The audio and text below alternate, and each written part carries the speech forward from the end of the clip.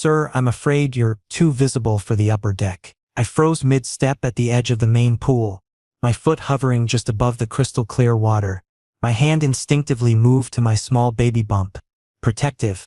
Automatic. The staff member stood there with a plastic smile plastered across his face, looking at me like I was some kind of stain that needed scrubbing away. "Excuse me?"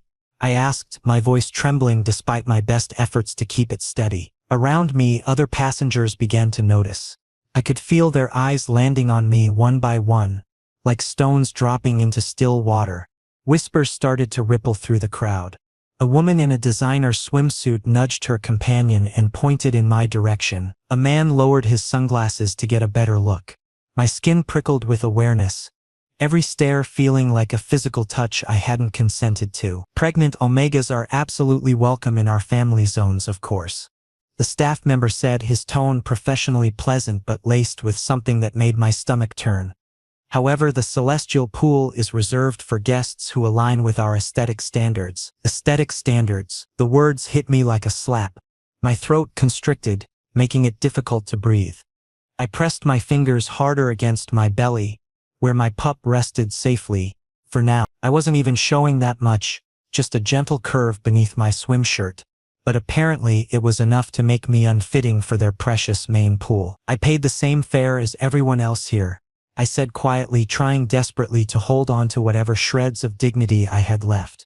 The staff member, Derek, according to the name badge pinned to his crisp white polo, leaned closer, lowering his voice as if he were doing me some great favor. "Look, I'm trying to help you out here. You don't want all these people staring at you like this, do you? There's a lovely private deck on level 2, much more suitable for someone in your condition." More suitable. Translation: hide yourself where no one has to see you. My hands began to shake. Pregnancy hormones mixed with pure humiliation created a toxic cocktail I couldn't swallow down. I turned away from him, biting the inside of my cheek so hard I tasted copper. Behind me I heard laughter, light and careless, as if my shame was nothing more than afternoon entertainment for bored vacationers. I walked toward the stairs, my vision blurring at the edges. This trip was supposed to be my escape. After the devastating breakup, after my ex-alpha's family made it abundantly clear that I was disposable, I'd come here to breathe, to feel human again before my life changed forever. Instead, I felt like misplaced cargo, wrong, unwanted, taking up space I hadn't earned. The ship was enormous, a floating palace of luxury and excess. Azure Empress, they called it, owned by some powerful alpha consortium, according to the brochure.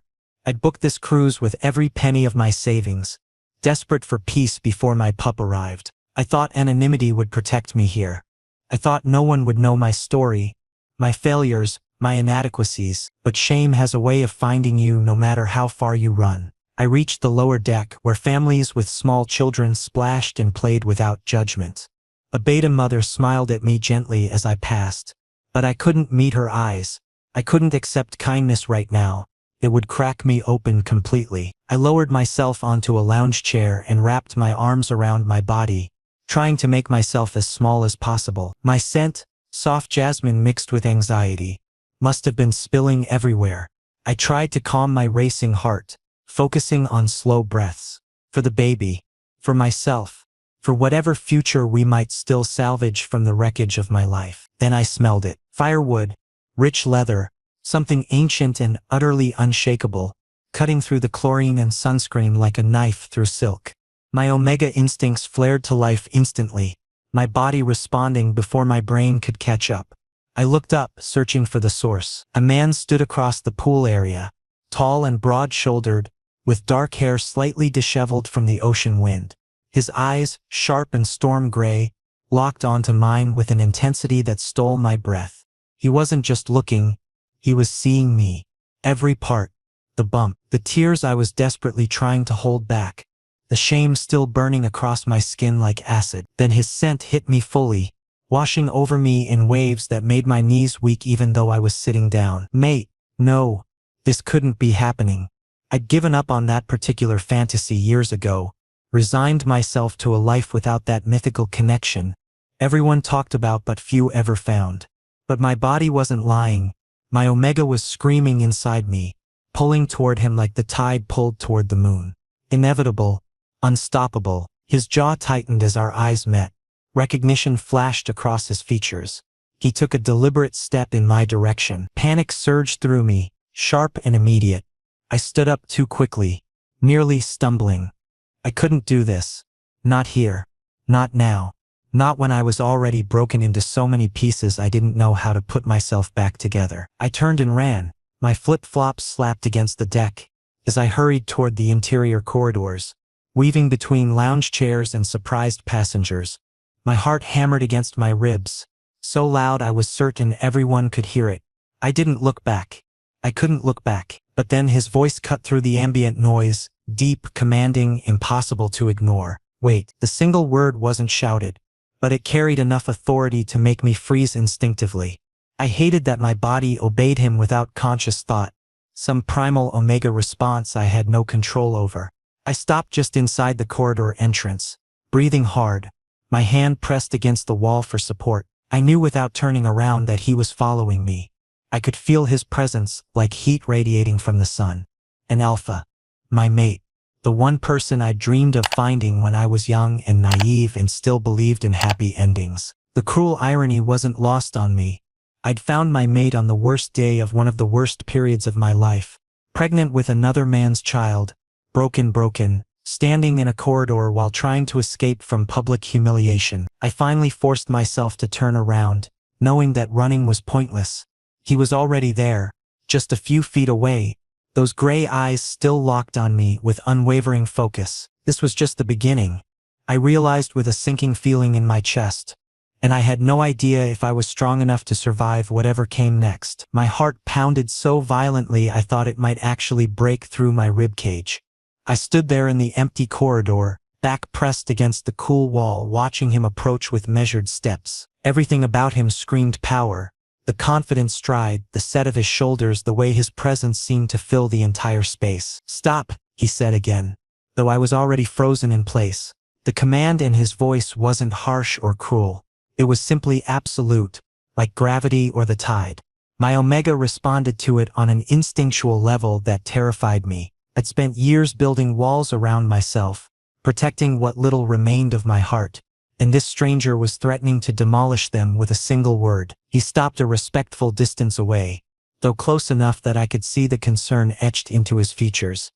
His scent wrapped around me, firewood and leather with undertones of something dark and warm, like aged whiskey. It made my head spin. "Look at me," he said, softer this time. I was already looking at him, unable to tear my gaze away.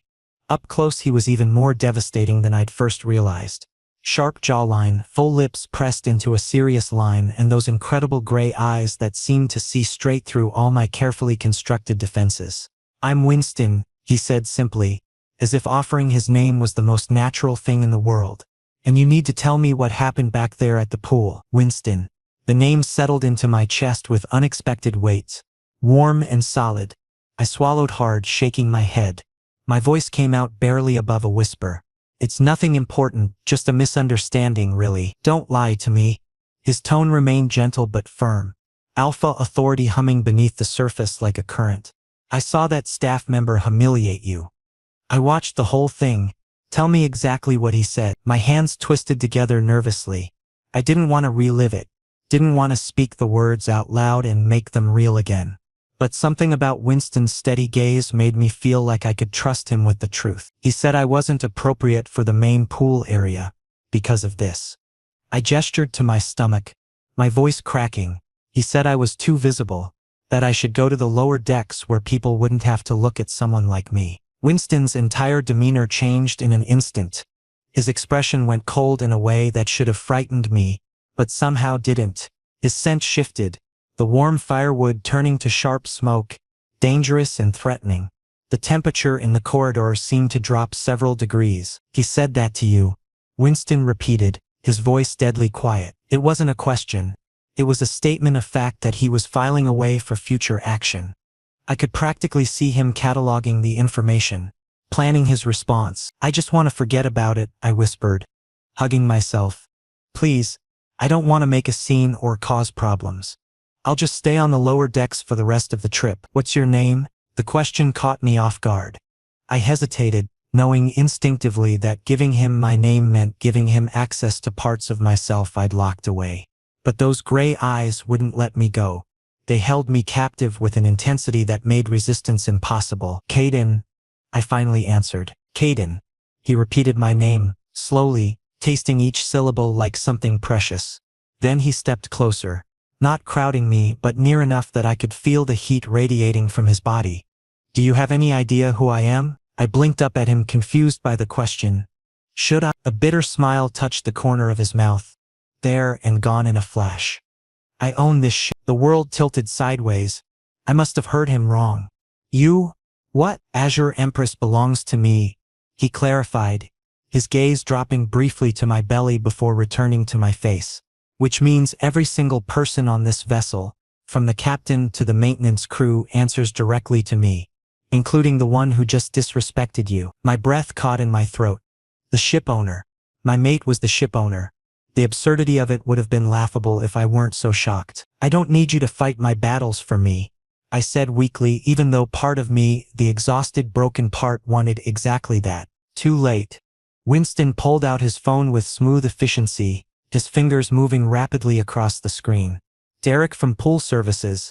Consider him terminated, effective immediately. Wait. I reached out without thinking, my hand wrapping around his wrist. The contact sent electricity shooting up my arm, and his eyes flashed with something primal. You can't just fire someone because of me. I can do whatever I want, Caden. His voice dropped lower, resonating in my chest. And nobody, absolutely nobody, treats you like that. Not on my ship, not nowhere in this world. The fierce protectiveness in his tone shook me to my core. This wasn't just standard alpha posturing. This was something deeper, something possessive and claiming. My Omega wanted to purr, wanted to submit and let him take control of everything. But I'd been burned before. I'd learned the hard way not to trust beautiful promises and powerful men. I don't even know you, I whispered, trying to hold on to some semblance of self-preservation. You know enough. His free hand came up slowly, giving me time to pull away if I wanted. When I didn't move, his fingers brushed my cheek with devastating gentleness. You're my mate, Caden. I felt it the moment I laid eyes on you, and I'm not going to let you go. Tears stung my eyes, threatening to spill over. I'm pregnant. With someone else's pup. I don't care. You should care. I don't. His thumb traced along my jawline, the touch both gentle and immovable. All I care about is that you're mine now, and I protect what's mine with everything I have. My Omega was ready to surrender completely, to fall into his arms and let him fix everything. But my mind, scarred from past betrayals, held back, clinging to caution. I'm scared, I admitted. The words pulled from somewhere deep inside me. Of me, of this, of trusting someone again, of you waking up one day and realizing I'm not worth the trouble. Winston's expression softened into something that made my chest ache. Caden, look at me. I did. I'm going to prove it to you. Every single day. For as long as it's. Until you believe that you're worth everything. The corridor suddenly felt too small. The air too thick. I was drowning in his scent, in his proximity, in the impossible promise shining in his eyes. Come to dinner with me tonight, Winston said, his voice dropping to something intimate and warm. Let me show you that I mean every word I'm saying. I should have said no. Should have protected myself. Should have run while I still could. But instead, after several long seconds, I heard myself whisper, okay. Hours later, I stood in my tiny cabin staring at the only dress I'd packed. A soft blue sundress that barely fit over my bump anymore. The fabric stretched awkwardly across my stomach, emphasizing rather than concealing my pregnancy. I looked ridiculous. I felt ridiculous, yet I'd agreed to dinner with Winston. With my mate. With the alpha who owned the entire ship and apparently thought I was worth his time, despite being pregnant with another man's child. A sharp knock made me jump. I smoothed down the dress one last time, took a deep breath and opened the door. Winston stood in the hallway wearing a dark suit that transformed him from devastating to absolutely untouchable. The tailored jacket emphasized his broad shoulders, and the crisp white shirt beneath it made his gray eyes even more striking. But when those eyes landed on me, they softened with unmistakable warmth. You look beautiful, Caden. I almost laughed at the absurdity. I look like a beached whale stuffed into a sundress. You look like the most beautiful omega I've ever seen, he corrected firmly, offering his arm. Ready? The restaurant he led me to wasn't on any passenger map I'd studied. We took a private elevator to the top deck, where he guided me into an exclusive dining room I didn't even know existed.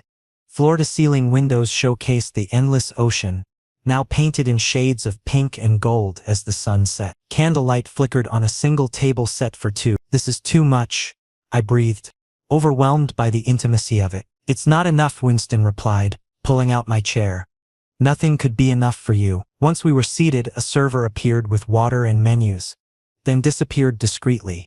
Winston poured water into my glass himself, attentive and careful. The simple gesture made my throat tight. Tell me about yourself, he prompted gently. I want to know everything. Where did I even start? There's really not much to tell. I'm 24. I was mated before, but it fell apart. Now I'm here, trying to figure out how to raise a pup alone while working as a freelance graphic designer. His jaw tightened almost imperceptibly. Your ex-alpha. He walked away. His family orchestrated it. The bitterness I'd tried to bury bubbled up. They decided I wasn't good enough for their precious son. When I told them about the pregnancy, they made it very clear that I had two options: terminate or take their money and disappear. I chose option 2 because I wanted my baby more than I wanted their approval. Winston's scent spiked, dangerous and furious. The candles on our table flickered as if responding to his anger. They paid you to leave. $50,000, I confirmed, meeting his eyes. Enough to survive for about a year if I'm careful. Enough to make sure my pup has food and shelter while I rebuild my career. I took their blood money because my pride wasn't worth more than my child's future. Silence stretched between us, heavy with unspoken words. Then Winston reached across the table, his large hand engulfing mine. His grip was firm and grounding, anchoring me to the present moment. You'll never be in that position again, he said with absolute certainty. You can't promise that. Yes, I can. His voice carried the weight of an alpha's vow. Because I'm not them.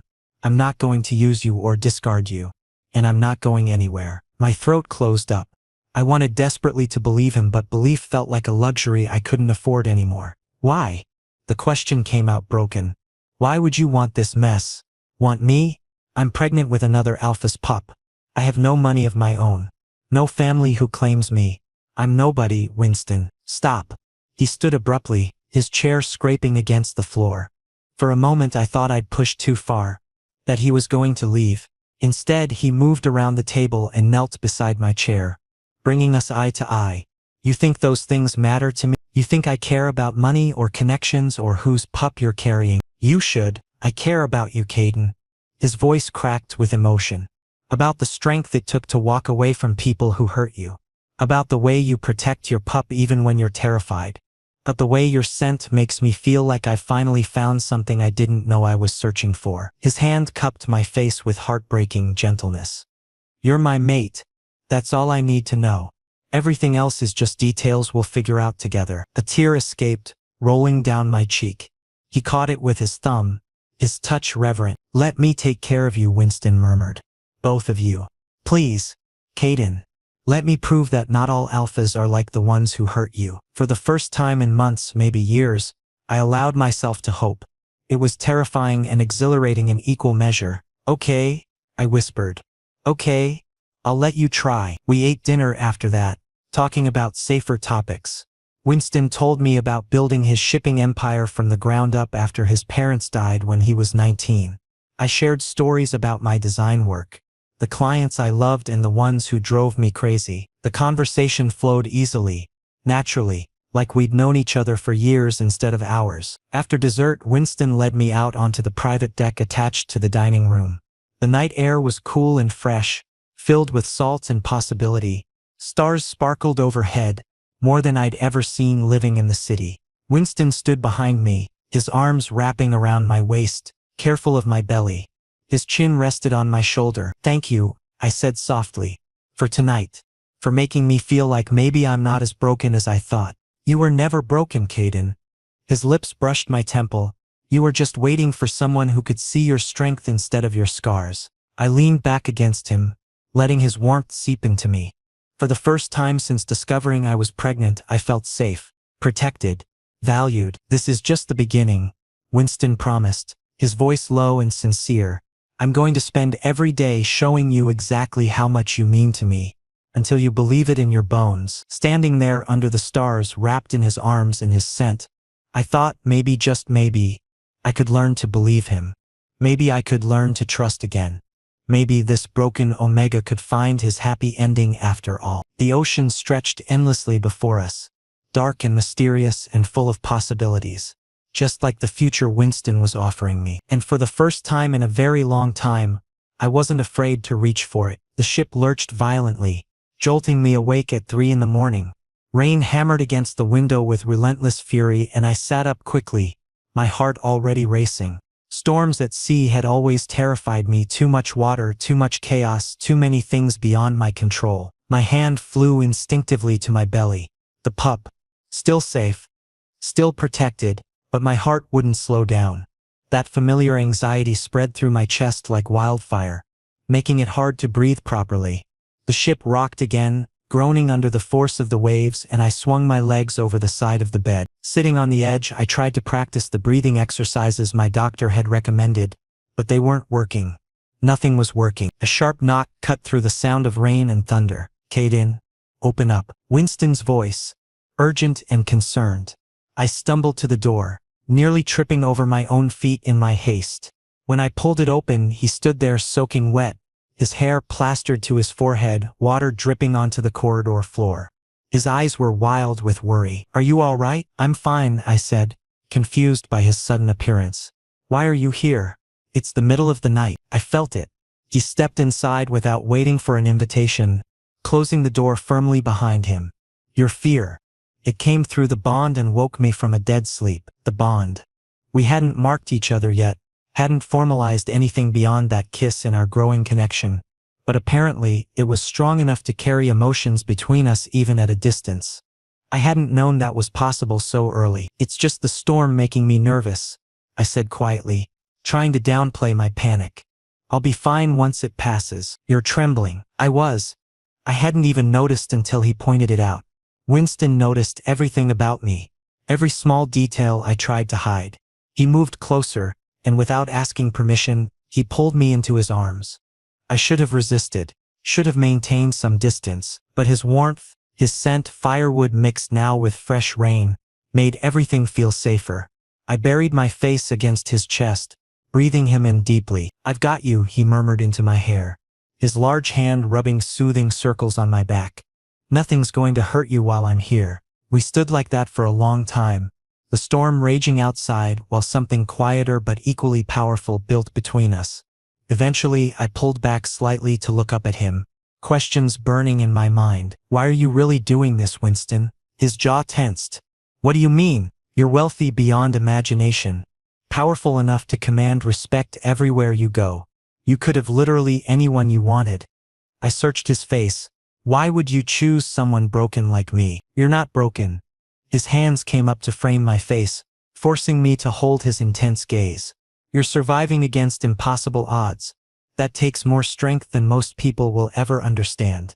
He paused, his thumb stroking my cheeks gently. I'm doing this because when I saw you by that pool, hurting and trying so desperately to hold yourself together, something inside me recognized you. This is it, I thought. He's it. I don't walk away from something that fundamental. I'm not a possession you can claim. No, you're a person I want to cherish. His voice cracked slightly, revealing unexpected vulnerability. If you'll allow me that privilege, cherish. The word hung between us, both terrifying and precious.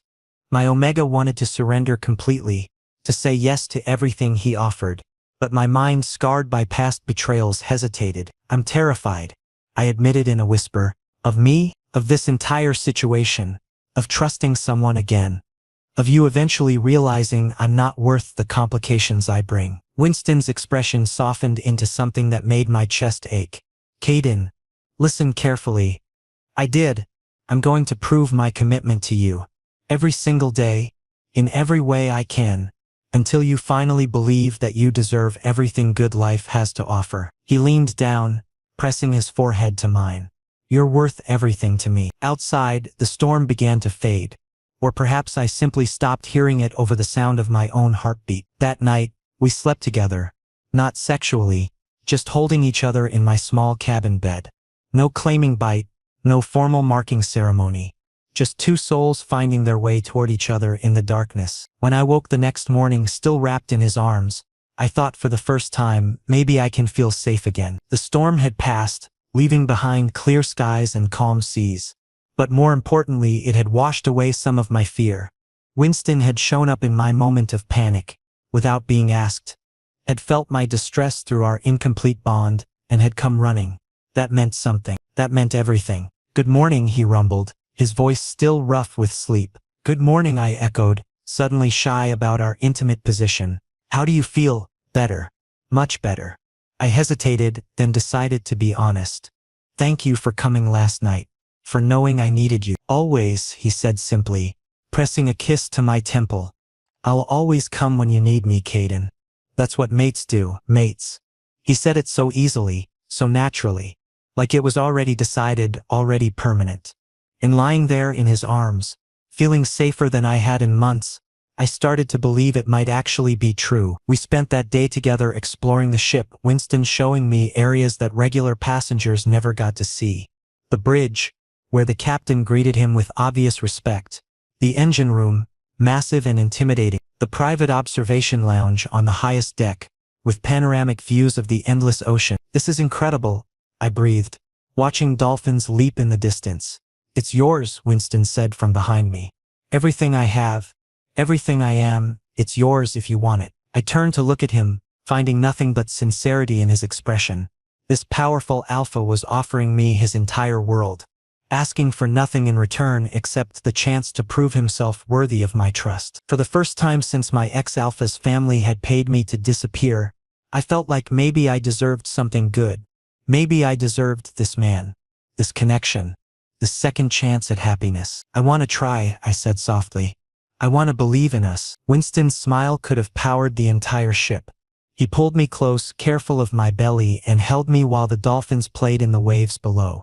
The storm had passed in more ways than one, and clear skies stretched endlessly before us. Maybe, just maybe, everything was going to be okay. "Caden, you need to see this immediately." Winston's voice was tight with barely controlled fury when he called me to his office the next morning. I walked in cautiously, unsure what could have made him sound so dangerous. He stood by his desk, phone gripped in his hand, his expression darker than I'd ever seen it. "What's wrong, Derek?" He turned the phone toward me and my stomach dropped. "The staff member I terminated. He posted about you on social media. He's calling you a privileged Omega playing the victim card. Claims you got him fired because you're sleeping with me for special treatment." The screen showed a viral post that had already accumulated thousands of interactions. Comments piled up faster than I could read them, people arguing viciously. Some defended me, but most were tearing me apart with vicious efficiency. Gold digger, manipulator, fake victim, Omega whore. "No," I whispered, my vision blurring. No, I'm already handling it," Winston said, his voice like steel. "My legal team has been instructed to send cease and desist letters. He'll remove it, or face consequences he can't afford. It doesn't matter anymore." My hands shook as I stared at the screen. Everyone's already seen it. They already believe his version. They always believe the worst about people like me. I looked up at Winston, tears burning my eyes. "This is exactly what I was afraid of. Being with you is making everything worse, not better." "Caden, I should have stayed invisible." My voice cracked. "I should have just accepted that I don't belong in expensive places like this. That Omegas like me, pregnant, poor, powerless, we're risked to know our place and stay there. Stop that right now." Winston grabbed my shoulders, firm but careful not to hurt me. "Listen to me very carefully. What Derek did is despicable and illegal, but it doesn't define your worth. I refuse to let him or anyone else make you feel less than you are." "But I am less," I shouted, tears finally spilling over. "I'm a pregnant Omega with no family support, no financial security, and no prospects beyond scraping by. You're a billionaire alpha who owns cruise ships and has lawyers on speed dial. We don't make sense, Winston. This relationship can't possibly work in the real world." Heavy silence filled the office, painful and suffocating. Then Winston did something completely unexpected. He sank to his knees in front of me. hands still on my arms, looking up at me with raw, unguarded emotion. "You're absolutely right," he said quietly. "We don't make sense on paper. Our backgrounds, our circumstances, our resources, none of it matches up logically." His voice roughened with feeling. "But I don't care about logic, Caden. I care about you, about how you make me feel purposeful for the first time in my entire life." His eyes shimmered. "I've built shipping empires, accumulated more wealth than I could spend in 10 lifetimes. None of it brought me joy. Not until I found you. I couldn't breathe properly. Let me fight this battle for you," he whispered intensely. "Let me prove that what we have is real and worth protecting. Please, Caden, don't give up on us before we've really begun." Something inside me, something I'd kept locked away since my ex-alpha's family had shattered my heart, finally cracked open. I dropped to my knees as well, meeting him at eye level, and kissed him desperately. It was messy and emotional and absolutely perfect. When we finally pulled apart, gasping, I whispered, okay, I'll keep trying. I'll trust you." His smile was radiant enough to light up the entire ocean. That evening, Winston made good on his promise. His legal team had Derek's post removed within hours, citing defamation and harassment. But Winston went further than that. He posted a statement on his own verified social media accounts, direct, protective, and unambiguous. He announced that I was his mate, that anyone targeting me would face the full force of his resources, and that he stood behind me completely. The post went viral in a different way. People started defending me, sharing supportive messages, condemning Derek's behavior. For the first time, I felt defended, protected, valued. Over the following days, Winston and I grew even closer. We spent hours talking about everything: his childhood before his parents died in a car accident, my dreams of building a successful design business, our fears and hopes for the future. He opened up about the loneliness of building an empire with no one to share it with. "Until you appeared," he said one night as we stood on the deck under brilliant stars. He held my hand carefully, reverently. "You made me feel complete." And in that moment, with the ocean breeze carrying our scents together, I finally believed him with my whole heart.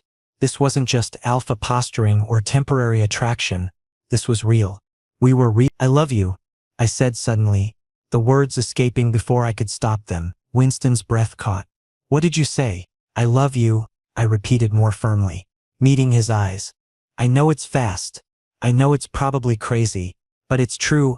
I love you, Winston." He pulled me into his arms, holding me like I was something infinitely precious. "I love you too, Caden. I have since the moment I saw you by that pool. I'll love you for the rest of my life." We kissed under the stars, sealing our confession with something deeper than words. The bond between us strengthened, solidifying into something unbreakable. Later, back in his luxurious suite, he'd insisted I move out of my tiny cabin. We lay together in comfortable silence. His hand rested protectively on my belly, feeling the occasional flutter of movement from the pup. "She's active tonight," Winston observed with wonder. "How do you know it's a she?" "Just a feeling." He smiled at me. "Girl or boy, I'm going to love this child as my own. You know that, right?" "I'm starting to believe it," I admitted. "Good." He kissed me softly. "Because you're stuck with me now. Both of you. Forever." Forever. It didn't sound scary anymore. It sounded like a promise I was ready to accept. 3 months later. "Push harder, Caden. You're almost there. One more big push." Winston's voice cut through the overwhelming pain, his hand gripping mine so tightly I thought bones might crack. But I didn't care. I needed his strength, needed his presence anchoring me to reality as my body worked to bring new life into the world. "I can't do this anymore," I gasped, completely exhausted. Labor had been going for 14 hours and I had nothing left. "Yes, you absolutely can." He leaned close, pressing his forehead to mine. "You're the strongest person I've ever known. You can do anything. Just one more push, my love." I gathered every last bit of strength I possessed and pushed with everything I had. The pain was blinding, all-consuming, impossible. Then suddenly a cry pierced the air, small and indignant and absolutely perfect. "It's a girl," the doctor announced with a warm smile.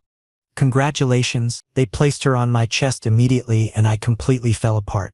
She was tiny and pink and wriggling, with a tuft of dark hair and lungs that worked beautifully. My daughter. My pup. She was here, Safe and alive and real. She's absolutely beautiful, Winston whispered, his voice thick with emotion. Tears streamed down his face unashamedly as he stared at her with pure wonder. Just like her daddy. Daddy. Not father. Not Omega parents. Daddy. He'd been calling me that for weeks now, claiming both me and my child without hesitation. And seeing his face now filled with love and awe, I knew he meant every word. Do you want to hold her? I asked softly. He nodded, not trusting his voice. I carefully transferred her into his arms, and watching Winston, this powerful, intimidating alpha, cradle my daughter with infinite gentleness broke something open in my chest and healed it simultaneously. Hello, little one, he murmured to her, his voice trembling. I'm Winston. I'm going to be your dad if you'll have me, and I'm going to love you and your daddy forever. That's a promise. She yawned, her tiny fist curling around his finger instinctively, and I watched his entire world realign itself around her. He looked at me with shining eyes. Marry me, I blinked, certain I'd misheard. What? Marry me, Caden. He said it again, stronger this time. I realize the timing is unconventional.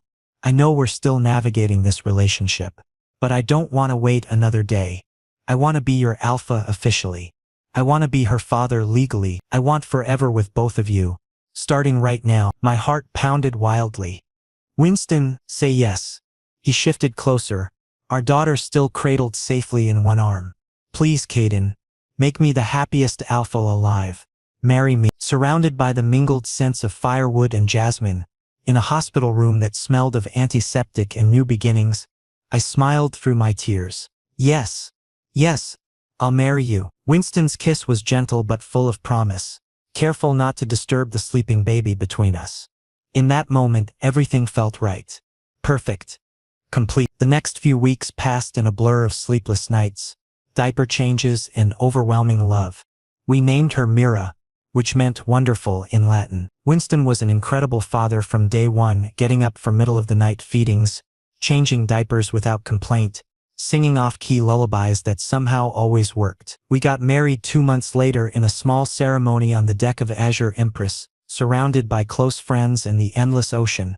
I wore a simple white suit that accommodated my post-pregnancy body, and Winston looked devastatingly handsome in navy blue. Mira slept peacefully in her carrier nearby, occasionally making small sounds that made both of us smile. I, Winston James Crawford, take you, Caden Michael Torres, to be my lawfully wedded husband and mate, Winston said clearly, his eyes never leaving mine. I promise to protect you, and love you unconditionally for all of my days. Your strength inspires me, your heart completes me. You and Mira are my entire world. I could barely speak through my tears. I, Caden Michael Torres, take you, Winston James Crawford, to be my lawfully wedded husband and mate. You found me when I was broken and showed me I was actually strong. You loved me when I couldn't love myself. You gave me hope when I thought I had none left. I promise to love you, trust you, and build a beautiful life with you. Forever. We exchanged simple platinum bands, and when the officiant pronounced us married, Winston's kiss held every promise we'd made and more. 3 years later, careful Mira, not too close to the railing, I stood on the deck of Azure Empress, our ship, our home for part of each year, watching our daughter run around with boundless energy. She was 3 now, bright and curious and absolutely fearless, just like her dad. Winston came up behind me, wrapping his arms around my waist and resting his chin on my shoulder. I leaned back into his warmth automatically, completely comfortable in his embrace. Happy anniversary, my love. 3 years, I said softly. Sometimes it feels like a lifetime. Other times, it feels like yesterday. Best 3 years of my existence. He kissed my temple gently. Are you happy, Kate? I thought about that day by the pool. The shame, the fear, the absolute certainty that I would never be good enough for anything, or anyone. Then I looked at Mira, laughing as she tried to catch the ocean breeze in her hands. I touched the wedding ring on my finger, warm from my skin. I thought about the successful design business I'd built with Winston's support, the friends we'd made, the life we'd created together. Yeah, I whispered, turning in his arms to face him. I'm more than happy. I'm complete. Winston smiled, that special smile he reserved only for me, and kissed me softly. Mira ran over and demanded to be picked up, squealing with delight when Winston lifted her onto his shoulders. "Daddy, look! I can see forever," she shouted, pointing at the horizon. "That's right, Princess," Winston agreed, winking at me. "We can all see forever from here." And standing there on the deck of the ship where our story began, surrounded by ocean and love and infinite possibility, I finally understood something profound. Sometimes the person who finds you at your absolute lowest becomes the one who lifts you to your absolute highest. This wasn't a fairy tale. This was something better. This was real love. And it was ours forever.